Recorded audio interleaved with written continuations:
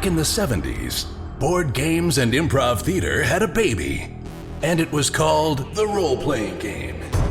These games allowed a generation of kids to live out their dreams of slaying dragons and saving kingdoms, all while sitting in their bedrooms and basements. Today, gaming has moved into the cultural mainstream, and role-playing games are back with a vengeance. Join us now as 5 of these former kids come out of the basement and onto the internet to experience adventure, mystery, and obscure pop culture references.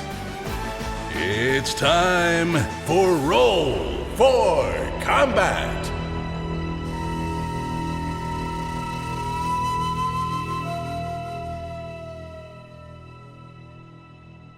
Hey everyone, welcome to Roll for Combat. I'm your GM and host, Stephen Glicker, and in this week's episode, we have reached the end of the Dead Sons adventure path. I wasn't sure if this would ever happen. When we started this 2.5 years ago, I just thought it would be fun to play some Starfinder. I thought it would be fun for you to hang out with my friends and play along with us. And since then, so much has happened. We've become an official licensee of Paizo. We've become an official lodge for Pathfinder and Starfinder Society. We have one of the most popular Discord channels for Paizo and role-playing in general. We now host the RPG Superstar contest for Paizo, and we even have more in the works.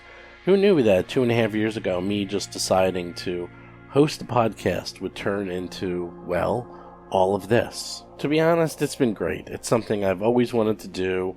I always wanted to contribute back to the role-playing community. It's something that's given me many, many thousands, if not tens, if not hundreds of thousands of hours of entertainment. And if I can give something back to the community and even the company itself, that's right, even Paizo employees and Paizo themselves for creating such a great game, I am happy. Because throughout my life, things have come and gone. I've played Magic, and then I stopped, and I played it again, and I stopped, and I play video games on and off continuously, but of everything I play, and I continuously play, ever since I was a little kid, and I have vivid memories of, and that is role-playing games. I can remember so much of my adolescence of talking about Dungeons & Dragons, playing D&D, watching the cartoon, reading the books, discussing it with my friends in school. I have hundreds of vivid memories of my role-playing obsession when I was an adolescent. And then even continuing through college and after college, and in these times, it's something that we can still do with all of our friends at a distance. Recently, we've been able to play, well, more than ever, since no one's going anywhere. We've actually been playing several days a week, and it's comforting knowing that role-playing is there whenever you need it. So whether it's Starfinder or Pathfinder or Dungeons & Dragons or anything else that you play out there, just being part of the community, just playing role-playing games, hanging out with your friends, having a good time, it's just wonderful. It's just an excuse to be with your friends, tell stories, be goofy, fight a little, sure, but mostly just having a great time.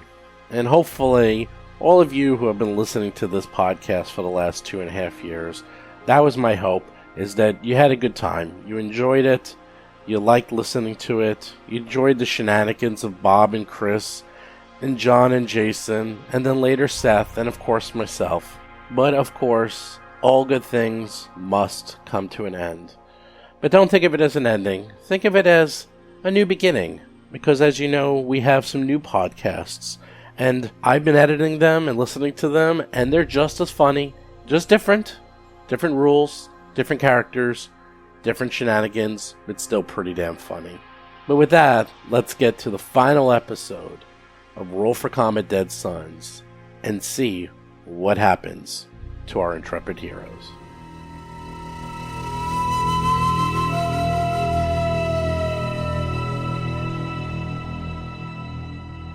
You see that it's getting closer and closer and closer. The warnings throughout the ship are counting down as is automatically calculating the distance before flashing messages. In addition, You also read in the computers that the Armada is rushing towards your ship to try to stop it, and you even see that there's small boarding parties docking to try to get to the command center to stop it before this occurs. But Hiroji just sits there smiling, laughing to himself, knowing that it's too late. There's nothing they can do. They're all going to go down with you. However, right before you realize it's ready to leave, something happens. Sarah Vox appears. Oh. A fireball goes off at your seat. When you're about to leave, give me a reflex save. Ba-ba-bum, ba-ba-bum, ba-ba-ba-ba-ba-bum. Seth Lipton is playing the Lashunta operative, Hiroji. Yeah, so reflex plus 12. Ba-ba-bum, ba-ba-bum, ba-ba-ba-ba-ba-bum. Does he teleport there? No, he went through. He 31. was in the door, and he came back out. And So the wall of force isn't there. John Statz is playing the Vesk soldier, Mo Dupinsky. Oh yeah, the wall force is gone, and he just did an explosive blast. 31, and then so you take no damage, I believe, because you have that. Yeah. So Agent. you I definitely evade evade. right out of it, and Sarah Vox, the Admiral, the non-binary Elabrian Necrovite, the undead Lich, looks at you and says, "You can't kill me. Get out of my seat." Okay, so I want to say appropriate for the captain to go down with his ship. I switch command over to you, my captain, and I salute him, and then I want to face shift out. Lovely. So he is running over to you, throwing fireballs. You're dodging them all, taking absolutely no damage, and you phase ship out. Let's put you where you show up. You are now floating in space, and in front of you, you see the ships closer and closer and closer until, sure enough, they are about to collide. Do you do anything in your last moments? This is Major Tom to ground control. Circuit's dead. Something wrong. I try to. Actually, what can I do? I don't have any of those slick jetpacks or any of that, do I? I don't have any mobility. I thought Actually, you, I think he I thought did, as a matter of I think fact. you had do something. I? Yeah, you might have a No, jetpack, but it's not going to last that long, and more importantly, it's going to take you a long time. You're basically floating in space, and we're going to see what happens now that you got out. So. I watch the show. If I have a jetpack, I'll jetpack away. But basically, Okay. I'm watching the show. Okay, you jetpack away, you watch the show, and this is what you see. When the Empire of Bone collides with the much larger stellar degenerator, for a split second, it appears as if nothing will happen. And then the Ultranaut deforms in shape, with rays of black and red energy shooting out of it. The stellar degenerator cracks at the point of impact, and then explodes in a prismatic fireball of incandescent plasma. The shockwave of the explosion warps the space around the portal, and then the demiplane tears itself apart. Hiroji, the last thing he sees is millions of small pockets and portals opening up throughout the demiplane, leading to parts unknown. You have one split second to decide, what do? Do you go down with the explosion of the demiplane, or do you randomly jump through one of those portals into one of those holes? My God, it's full of stars. I absolutely jump through a random porthole. You jump through a random porthole, disappearing to who knows where. Meanwhile, the demiplane itself explodes and collapses upon itself, destroying everything inside of it. The corp fleet inside are ripped to pieces as ripples in reality emanate from the catastrophe. Those of you inside of your escape pods feel the impact of the ripple of time-space as the demiplane is there 1 second and gone the next. What happened to Hiroji? We don't know. He went through a rift in time and space, and he could appear anywhere, any place, within the universe. He's done it before. He is a traveler, a true traveler. Chris Beamer is playing the Tiefling Technomancer, Akiro the Just. And he will be played by Will Wheaton in the sequel. Jason McDonald is playing the Ahsoki mechanic Tuttle Blacktail and his drone Cheddar. I hope we can get him. As for the rest of you, with your escape pods, they automatically lock on to Gate 1's controller moon. Luckily, the pod also has a drift-capable distress beacon so that you can send back a signal to the pack worlds of your current coordinates if you want rescue. But in the meantime, you can land onto the Gate 1 controller moon, if you remember, as full of life and is actually quite inhabitable. You'll be able to spend many a day there not worrying about food or drink or survivability. And, I believe all the ships on that moon are gone, as in the Sunrise Maiden has been destroyed, and the ship you stole to get back onto the Empire of Bones is also destroyed. So you are on your own, at least for a little while. What do you Marooned. We need to set up a subspace communication link. Oh, yeah, you can do it. It's actually a no-brainer. You can basically call just for help. call for help. Yeah, you can call for help. We did it! I did it! Get us out of here! I liked did it better I when he was saved- talking like a robot. He still is. He's still Yeah, he's still talking like a robot. I will cut in and say this is Captain Rusty Carter. I'm actually looking for rescue. We've recently saved all life in the galaxy, possibly the entire universe, and would appreciate a pickup. We are members of the Starfinder Society, senior members, actually. And if you can come get us, we would very much appreciate it. Bob Marquis is playing the human envoy Rusty Carter. Rusty, I would appreciate you use the word acting before you say captain. Yeah.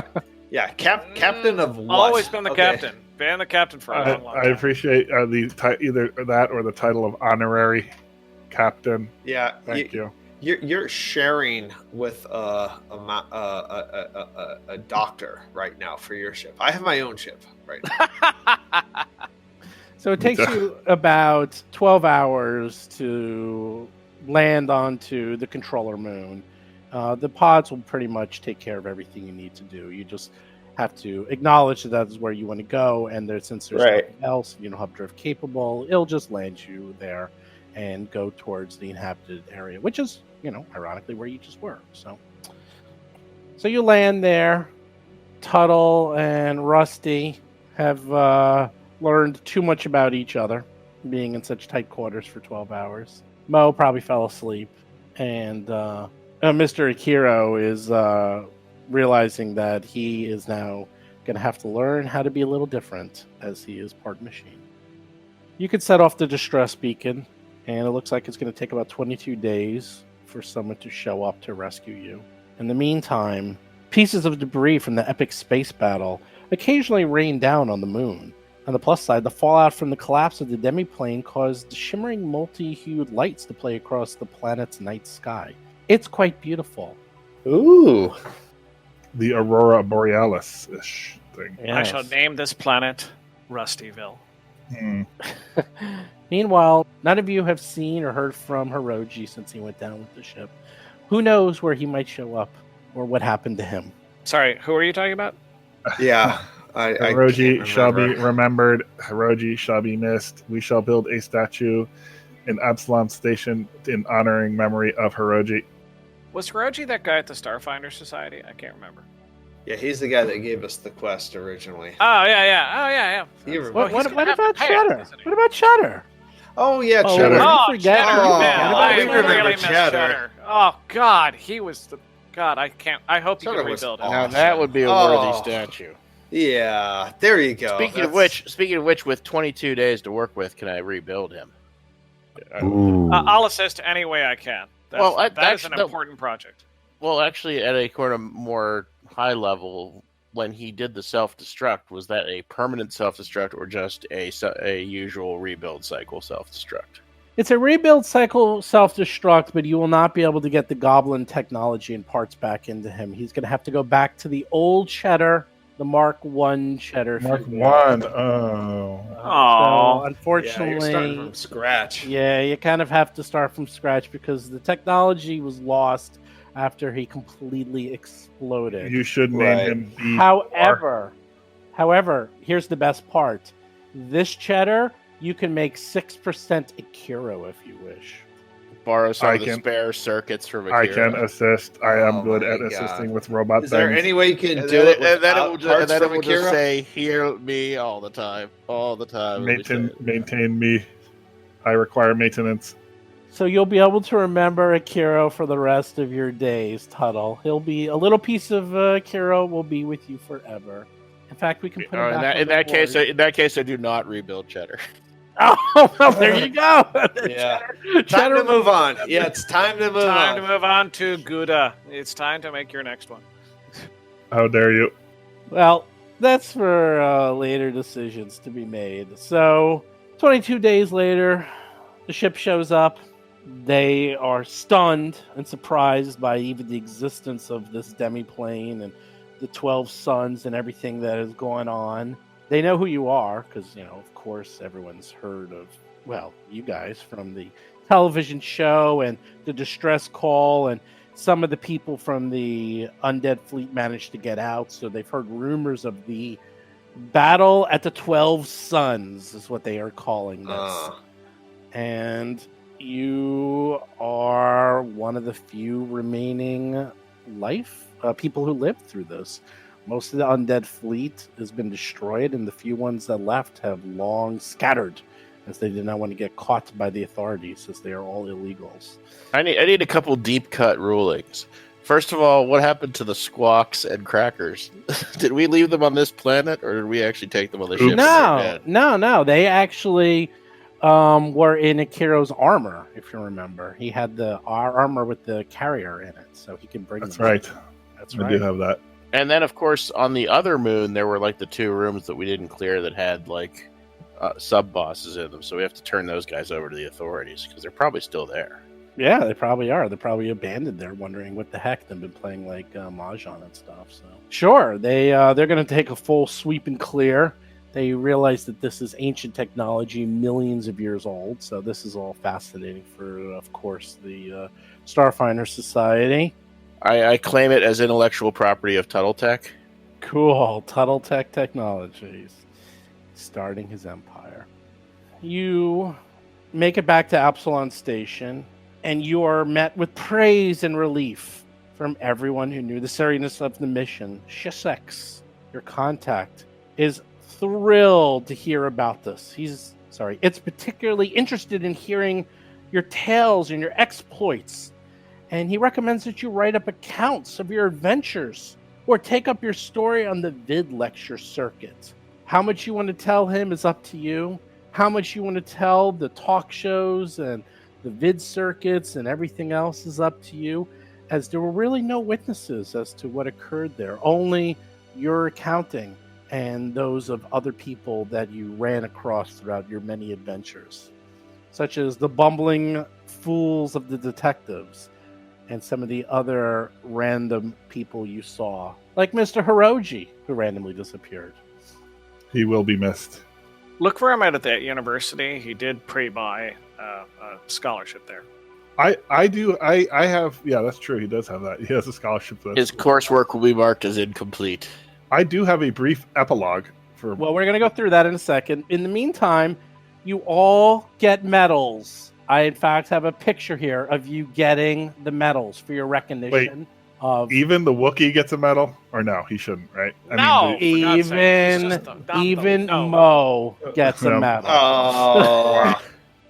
You all get the highest honors given out by Starfinder Society. In fact, Chissex recommends that some of you might want to become venture captains and lead some of the divisions of the Starfinder Society as they need help rebuilding it. He also says something quietly under his breath as he brings you up to speed in the full debriefing and says, well, there was one weird side effect. That when the demiplane collapsed, it seemed to open up holes into hundreds, if not thousands, of different realities. And some of the things that came through those realities Well, let's just say not all of them were benevolent, and some of them are now seeking power and causing trouble throughout the galaxy. But for now, let's celebrate. For job well done. You have managed to destroy the Stellar Degenerator. You came back more or less in one piece, and you are now heroes of Starfinder Society and everyone in Absalon in the core worlds. Yes, I did it. Awesome. Yes, no problem. Do we level up? You level Yeah, up. what's a reward? Yeah, what's a reward for All this? level up to level 13. We'll give you, I don't know, 100,000 credits each. Yay! There we Excellent. go. That's Oh what my gosh, I can afford armor now. Permanent residence on Absalon Station in the luxury quarters. Oh, There we go. nice. Obviously, honorary titles, the highest possible, or if you want to actually become Venture captain. venture captains in Starfinder Society, you can. But what you do with your characters is up to you at this point. If any of you wish to go through an epilogue, I know I have some ideas, but I presume all of you want to tell me what you've been doing or expect to do with your character. Where do you see your character in 1 to 5 years? I can kick that off if you would like. Yeah, so Akiro will decline the venture captain. And in fact, Akiro is inspired by his own heroic actions that led to the destruction of the Doomsday Machine. He's inspired himself. Chooses to leave the Pathfinder Society for a higher calling. Akiro will devote his life to foster the, quote, religion of the Church of Asmodeus. This was arrived at in no small part by the actions of his, quotation mark, comrades. Their persistent and hurtful specious nature finally took its toll on poor Akiro. Oh! Every time they referred to Akiro as demonic and not the accurate diabolical, something out there lost its horns. Taking a page out of the Religion of the Devourers playbook, Akiro vows to form a group of devoted Asmodeists to help bring order to the Pact Worlds. Excelsior. Wow, that's That good. Wow. is fabulous. That is fabulous. That was really good. So he goes full devil. Wait, devil or demon? Devil. That's, Demon. Okay, full. It's so hard. that's the whole Yeah, point. He's Full demon devil. now. He's Full full devil. He's dude. full demon You- now. I think You're he's some kind of full- elf or something. I don't He's remember. full devil. He's going around. He's wearing a T-shirt that says on one side it has like Asmodeus on the front, on the back it say, "It's devil, bitch." Exactly. And he's starting his own, he doesn't call it a cult, but, that's, for lack of a better term, that's what it is. It is a religion, a faith. It's a religion. It's the religion It's of a the religion. religion of the Devourer. Like, he Oh, realizes it was God. more of a religion, and he's going to do his own thing. Cult. Oh, I mean, he gets tax breaks. That's the best part. Yeah, and he's got money to start it up, so he's good. That's right. That's right. You got a whole bunch of things. Who wants to go next? Well, Tuttle has an interesting plan. First, he's going to cash in a little bit on his success by using his increased knowledge of drones that he's generated to become kind of the Steve Jobs of mechanic drones and come up with a new line of drones based on cheddar. Once he gets that kind of up and running and has some money coming in from that, he's going to neglect to put into his report that there's an entire library of ancient Kishali knowledge back on Istamak. And so he's going to put together a kind of secretive scientific expedition to go study the stuff back in the Foundry. Because if you remember, the Foundry had that entire library of all of their knowledge, including advanced weapons manufacture. So Tuttle's going to go, corner the market on all that and come up with some interesting scientific research and papers and such. So that's his near-term future plan. And maybe he'll dedicate some of his efforts to figuring out where Hiroji might be. Once again, we steal from Star Trek. You're doing the Futures Ends episode from Voyager, where he steals the technology from the 24th century to become Steve Jobs. So you're basically It's not being stolen. It's being repurposed. I see. Hey, man, it's a good plan. You find the technology that's a million years advanced. Hey, Bill Gates is a hero. You manage to reinvent it as your own and say it's all Tuttle tech. Who's next? I can go next. Mo is going to start now. Just to back up, the Pesh, I believe their name is, the pygmy guys on that jungle planet, they survived the explosion, correct? Yeah. On that moon? Yeah. Okay. So Mo is going to, with the exploratory knowledge and the charts and all the data that the group gathered from their sensors and their charting systems, he is going to try to help them out. He is going to start out his own non-for-profit foundation for helping out the Pesh. I believe that's their name, right? The Pesh? Is that right? Anyway. I think that was the Kish. The Kish. That's it. The Kish. He's going to help out the Kish. And he's basically going to use his public face to solicit donations from all the richest houses to serve rebuilding their society.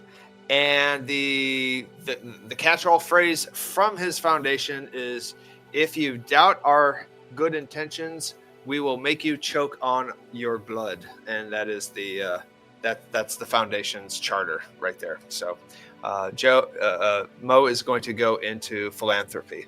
That's really sweet. And Well, good. now I feel like a schmuck because while you're rebuilding the Kish, I'm basically looting all their science. The two can work hand in hand. Yeah, that's true. I mean, that is that's kind just of the how that public works. face of Yeah. our foundation. Yeah. You understand? I'll make a few what you know. philanthropic I'll make a few donations to your charity. Right. I'll be like Andrew But Carnegie. basically, you all just colonized something. That's all. Yeah. That's kind of how that Right. works. Yeah. Well, Tuttle being a trillionaire will occasionally donate a couple million to Mo's foundation. Just to, Yeah. just to I'm gonna be save Andrew face. Carnegie. I'm gonna build a couple libraries and museums and make. We killed a myself lot feel of the Kish unnecessarily. We couldn't tell whether or not they were friendly or antagonistic. So we were better safe than sorry, and we slaughtered a lot of them unnecessarily. So we're going to be civilizing those savages. So we're moving forward with that. They were bad, Kish. I mean, yeah, so. And semi-last but not least, Rusty Carter. I presume Rusty Carter also went into Very similar, very charity similar. and helping out Kish, helping out little children, orphans, things like that. I'm sure, right? I really think of it as Mel helping out everyone. It's interesting you said where is he at in 1 to 5 years, because he actually has a 5-year plan, and I can explain to you what it is.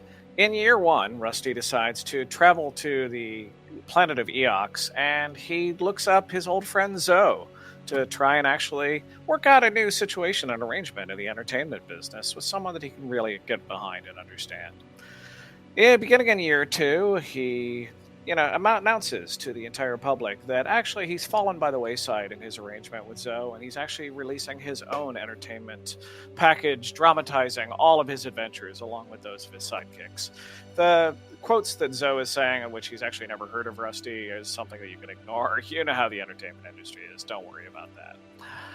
Year 3, to capitalize on his, obviously brilliant production that he put out about all of his adventures, he starts a, self-funded talk show and production company to work on other opportunities, dealing with any other people who want to break into the entertainment industry. Year 4, he starts his own management consulting firm as well for anyone who actually wants to really, come and invest in actually everything that Rusty Carter can do for them, and that he can actually give them a return and help them on a leg up. Year 5 is the last that most people have heard of Rusty Carter, when suddenly he's liquidated all of the assets of Carter Co. Investment Opportunities, and no one has seen him since. He's up to no good for sure. I don't know what you're talking about. Yeah. Fleece on day 1. You can join my cult. I mean, my religion. The other part of that is, at the end of year 5, I assure you, Rusty Carter is a multimillionaire. But you'll never hear from him under that name again. Yeah, the end of that is everybody gets rich. That's basically the end plan for everyone. Do we ever hear from Hiroji? Do we ever does he ever show up in the Whatever Happened To series? Seth, are you still on? I'm absolutely still on. Okay, There we go. Seth. Basically, I want to sum her up. I want to sum up Hiroji with: there's a field. It could be wheat, but you're not sure. It's a dry grass, but and you're not 100% sure if it's a natural field or if it's a farmer's field. Hiroji takes off his helmet, he breathes the air, and that's all you know about Hiroji. Where Hiroji is, when Hiroji is, what podcast Hiroji might appear next in, what game system Hiroji might appear guest in, you'll just have to wait and see.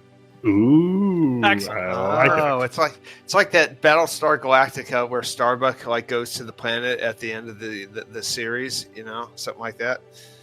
Exactly, you don't know. Actually, I think Hiroji Hiroji should 100% open ended. I'm feeling like that's Hiroji should And go it's like- back it's in like- time and be the guy who designed the stellar generator in the first place. Anything. Yeah. Like we're still doing podcasts 2 years from now, and then oh my god, it's Hiroji. that will kinda definitely out of happen. nowhere. Oh my god, that's On hilarious. Galarian, he's actually trying to get into the Star Zone because he wants to become a god. Yes, that's right. Hiroji is going to become.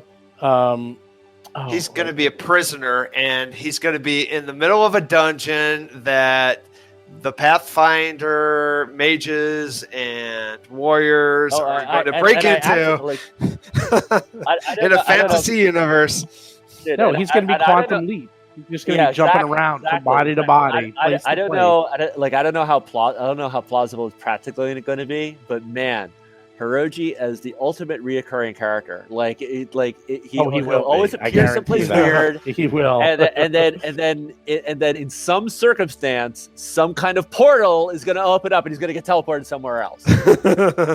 Because it happened once. When Chris was playing him, he got zapped away. He didn't know what happened to him. He comes back, and now again, portal zapped away. Oh my god, that's so true. That is so true. It has to be. It has to be a recurring gag. It has to be a recurring. You're going to the Black Lodge, is what you're going to. He'll show up. So all of you, except Hiroji, appear to have done pretty well after your escapades. Tuttle becomes a multi-trillionaire, the CEO of Tuttle Tech. Akiro builds a powerful cult church that is well known throughout the core worlds, and now nobody calls him demon anymore. That's right. Rusty becomes a media mogul, where he goes head to head with Zoe, and then for a small period of time seemed to even best him at his own game. And then all of a sudden, he disappeared without a trace, never to be heard from again. Although every so often people hear or see what they think is someone like Rusty, but maybe that's just some horrific undead creature. No one knows for sure.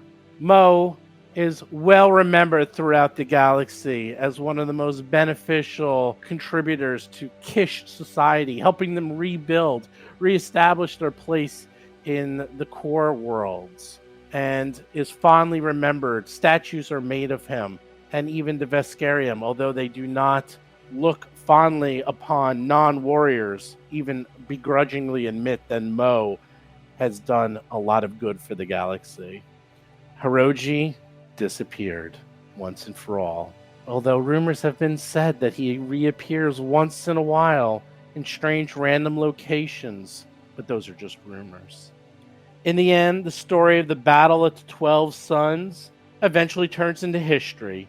In time, that history became legend, and legend eventually faded into myth, and even myth became long forgotten. No!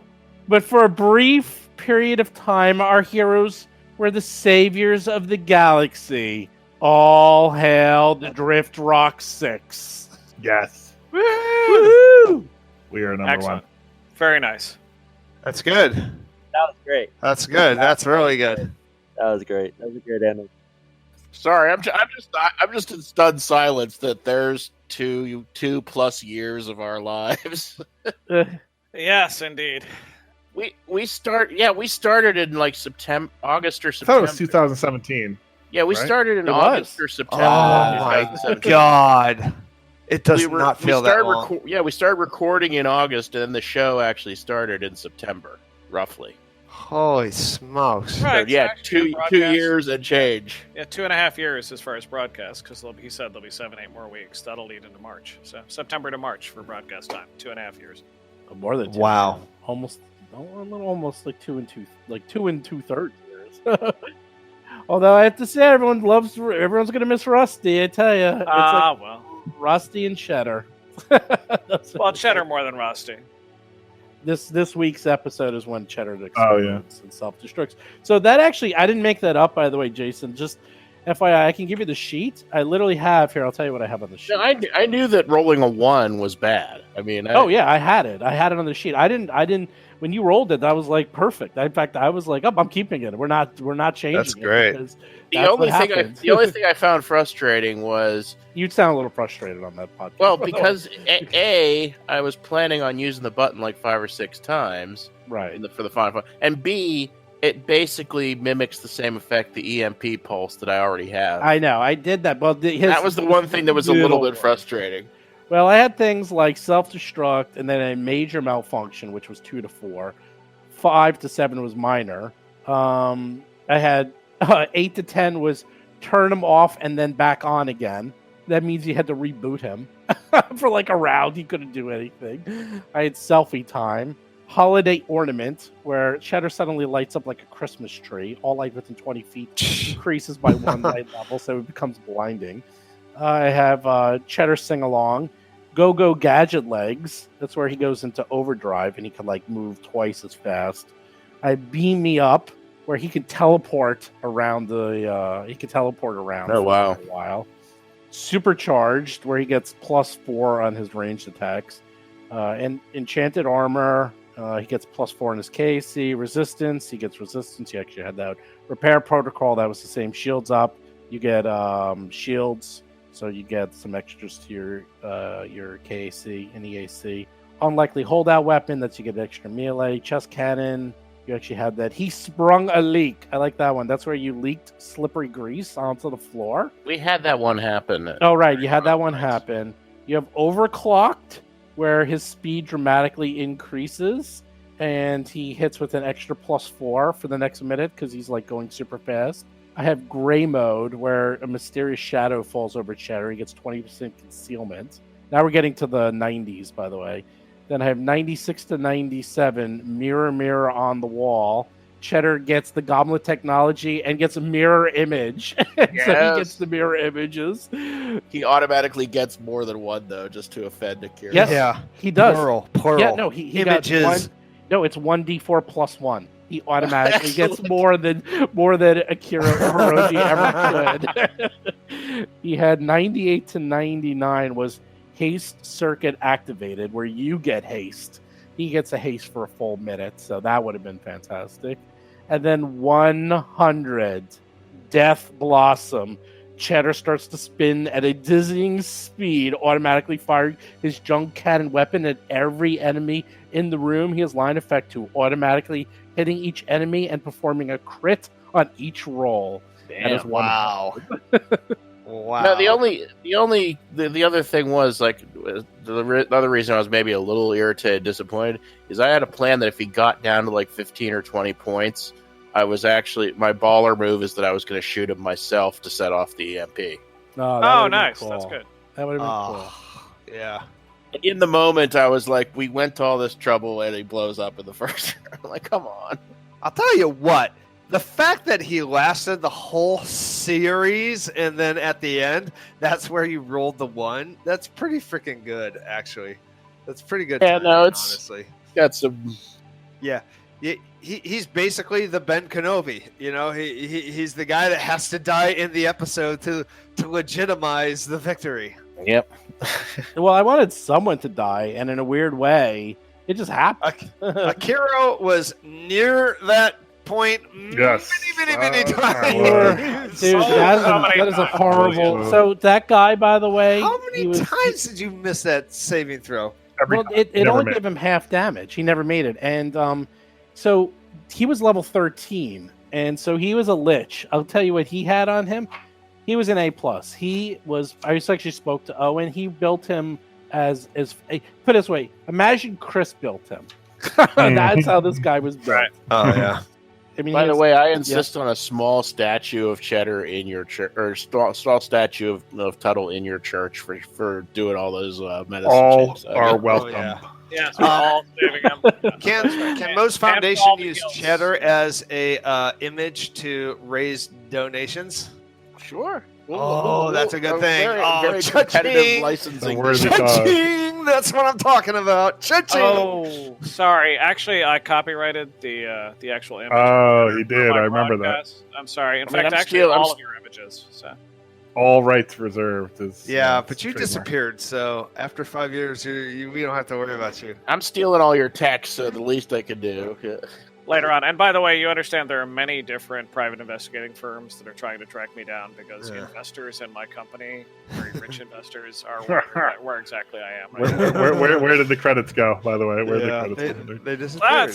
They were invested in a company. That's a good You know investment. what? They don't call it a Ponzi scheme. They call it a rusty scheme now. There you go. Yes, exactly. And I really think that the whole idea of a pyramid thing is really very rude. I prefer a trapezoid. Yeah. That trapezoid method, yeah. Well, thanks for running that. That was Steve, awesome. very nice job. That's really good. Yeah, that was great.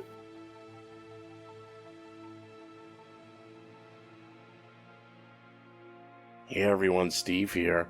So before this episode, I had everyone write down an epilogue of their character as one of them to go through and explain how they saw their character in the next 5 years. And I actually thought it was going to take a lot longer. That went really quick. I thought this was going to take maybe like 15, 20 minutes per character. But as you can hear, it took like 2. So there you go. Now you know. But what I think was important is that everyone got to go out in the way they wanted to. Be able to write their own story. And I even liked a little bit of a mystery with Hiroji, that we have no idea where he is, what will happen to him, where he will show up. I guarantee he will show up in other adventures. That much I promise you. But there's one person probably everyone is asking about, and that is by far, the most popular character on Dead Sons, and that is C.H.D.R.R. By a long mile, C.H.D.R.R. is the most popular character on Roll for Combat, which makes it sad that I killed him off so many times, but the beautiful thing about C.H.D.R.R. is that he always comes back. A little different, but he does come back.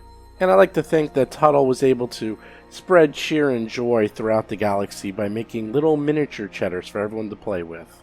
But those of you wondering, well, what about C.H.D.R.R.? Will he ever show up anywhere else? And the answer is yes.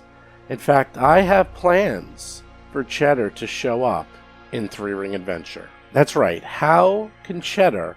from the Starfinder universe and thousands of years in the future show up in Galarian in Three Ring Adventure and have it make sense? Well, I guess you're just going to have to listen to the show to find out for yourself. And as for our intrepid adventures, well, if you listen to Tales from the Black Lodge, you can listen to, well, everyone except Bob. Bob wanted to take a little bit of a break, but that's okay. Tales from the Black Lodge was designed so that people can come and go as they wish. It's an episodic podcast. It's designed to allow people to go in and come out. And Bob wanted to take a break. He has a lot going on in his life, so it was no problem. He will be back. He is a perpetual gamer, and it's only a matter of time before he feels the call to come back and torture Chris and John and Seth and Jason and myself. So don't worry, Bob will be back one day. As for the future of Starfinder, as I said before, I kind of wanted a break from Starfinder. I really do love it. I love the science fiction feel. I love how it's like a science fantasy goofy feel, and it is awfully fun. But after 2.5 years of being in that universe, I have the itch. I have the itch for my initial love, and that is fantasy. That is Pathfinder. And we are scratching that itch, both with Three Ring Adventure and Tales from the Black Lodge. One of the nice things about Tales from the Black Lodge is, although yes, right now it is centered around Pathfinder Society, it could easily be modified for Starfinder Society. So don't be surprised if you hear a few of those in the near future. As for if we're going to be running another adventure path in the Starfinder universe, maybe. As I said, right now I'm fully invested in doing some Pathfinder adventuring. But never say never. The new adventure path that I'm reading right now, the Chimera Mystery by Jason Keeley, the threefold conspiracy adventure path, this is one of the greatest adventures I've ever read in my entire life. I actually would really, really love to run it. It's just a matter of finding time to run it. Hopefully things will calm down Now we're going from 4 podcasts down to 2.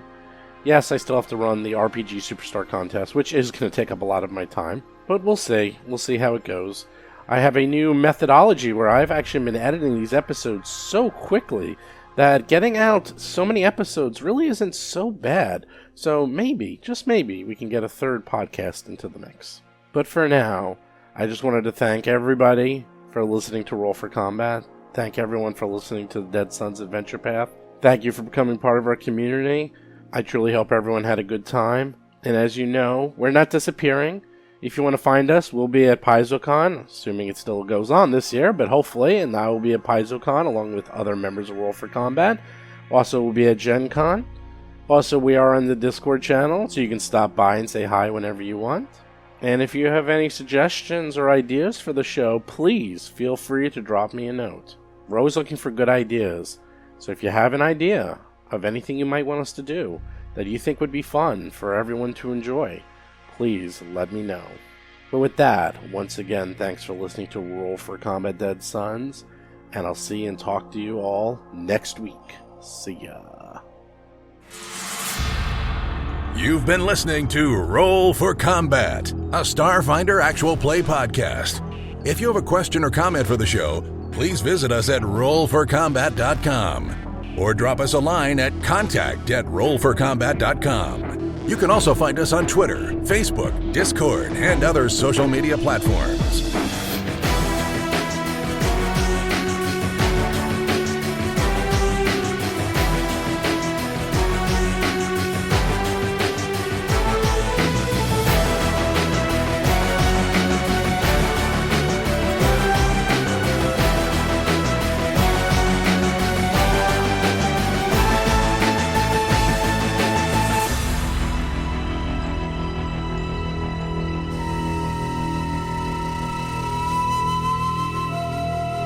Been listening to Roll for Combat.